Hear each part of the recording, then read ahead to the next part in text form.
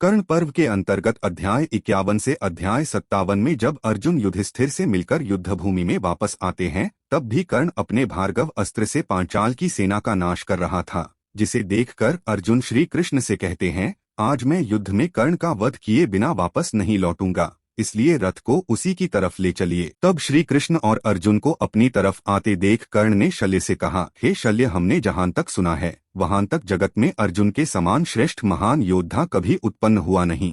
हम आज उसी से महासमर में युद्ध करेंगे। तुम हमारे पराक्रम को देखो। ये कौरव राजपुत्र महारथियों में श्रेष्ठ अर्जुन शीघ्रगामी घोड़ों के रथ पर चढ़े हुए सेना में घूम रहे हैं।